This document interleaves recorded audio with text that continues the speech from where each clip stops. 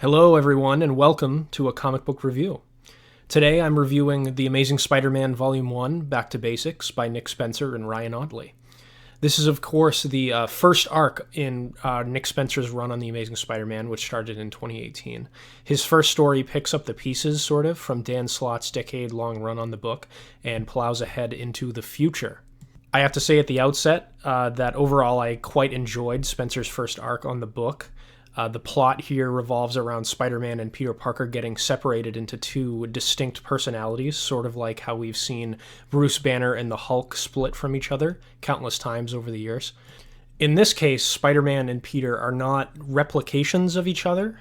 Both personalities possess aspects of the whole Peter Parker's personality, while lacking the other qualities that the other side took with him. So, for example, Spider-Man, the one with the powers, took all of the spider powers, Peter's sense of humor, and the scientific knowledge, while the human Peter Parker side took his sense of responsibility and general care for other people. So in this story, we see a sort of unhinged and irresponsible Spider-Man going around selling himself out for money, showboating, and showing little regard generally for saving people as he had before. The story is mainly about how the Spider-Man superheroics with the high stakes and the powerful supervillains need to be grounded by the human aspects of the character. And I wholeheartedly agree with this notion. The appeal of Spider-Man is definitely on a superficial level, the costume, the powers, the villains, etc. But anyone who's a big Spider-Man fan will tell you that the reason they've stuck around for so long and why the character has remained popular for almost 60 years now is because of the character's human side. That ever-present struggle between power and responsibility, what that means for Peter, how it plays out in all of our everyday lives, that sort of thing is what makes Spider-Man so relatable. Peter Parker is the everyman. His trials, tribulations, failures, and triumphs are the reason why this character is so beloved by people. I think Nick Spencer gets this. For example, at the beginning of the first issue, he immediately slaps Peter down for taking advantage of some of the shortcuts Otto Octavius took in establishing Parker Industries during Slott's run. And he sort of uses this as an impetus to return us back to something similar to a Spider-Man status quo of old, like Peter has to go back to school to get his master's degree and struggles to find a job that will pay his rent. The separation of the character into two separate entities is a bit of a meta-exploration of the idea that Spider-Man can't exist without his sense of responsibility and humanity, but I enjoyed it well enough. I have to say, the overall plot of the story isn't what drew me in as much as the character work, which I think Spencer does a really, really great job with.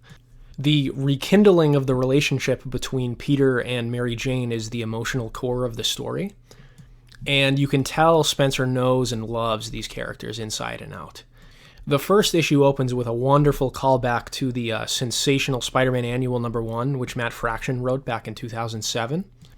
That annual was a love letter to Peter and Mary Jane's relationship as Marvel was about to end their marriage with the One More Day storyline later in the year.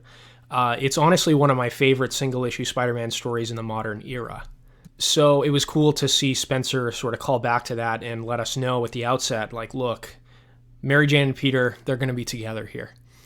Spencer has some very tender moments between the two throughout this arc as they wake up next to each other and go on a double date with Randy Robertson and Nora Winters, for example. Their dynamic in scenes together is just wonderful. Mary Jane has the sarcastic wit to match Peter and is constantly teasing him, like most people who have known each other for a long time would, especially in a romantic relationship like the one they had. The dialogue between the two of them feels very natural, and getting to read Peter and Mary Jane's interactions is what kept me wanting to continue reading more than anything else, I have to say. Peter and Mary Jane are my favorite couple in all of comics, and it was kind of the best thing ever seeing them together again and written this well to boot. The overall tone of this first arc, at least, is very similar to Spencer's run on Superior Foes of Spider-Man, which he did a number of years ago before he got the gig as main Spider-Man writer. We even see the return of Boomerang, one of the main characters in that Superior Foes book, who has graduated to Peter and Randy Robertson's roommate here. The story has a sort of light and whimsical tone to it. It's very comedy-driven, which worked in Superior Foes of Spider-Man a bit better than it did for me here, if I'm being honest. I really enjoyed the irreverent tone of Superior Foes of Spider-Man because it was a book about a bunch of D-list supervillains. They were a band of lovable losers. It was great. Here in this story, we have a split personality Spider-Man leveling entire city blocks with a Sentinel robot, and we don't really deal with the implications of such things as much as I would like. Don't get me wrong, I think most of the comedy in the book really works. Spencer has a great sense of humor and is a genuinely funny guy. However, I've personally always liked Spider-Man because despite some of the inherent goofiness that comes with superheroes as a genre, Peter Parker is a character that's constantly racked with self-guilt and has legitimately difficult struggles in navigating through the challenges of life. It's mentioned in a few scenes that these are qualities that the character has, but I felt as though some of the gags and the story's general irreverence conflicted with this notion a little bit. This is only the first arc, and maybe it gets heavier later, I don't know. But as of right now, I'd say that's my main criticism. However, I wouldn't say this ruined the story for me at all. Spencer does such an excellent job with the dialogue and quiet moments between the characters that I was hooked the entire way through.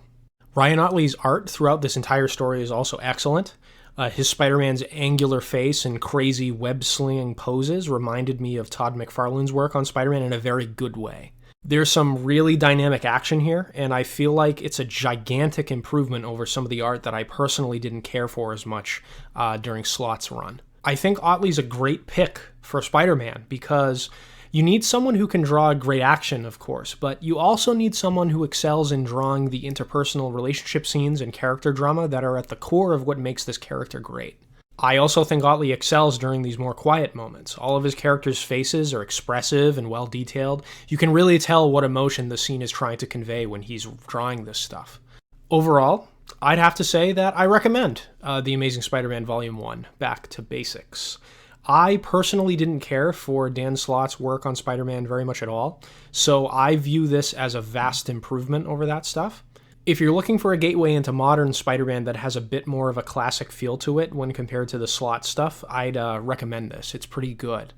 If you need any more persuading, the Lizard is a college professor in this book, and it's both hilarious and awesome at the same time. So I think that's all I have to say about this one, but stay tuned as I'll most likely be reviewing more comics in the future. Thanks for watching, guys. Bye.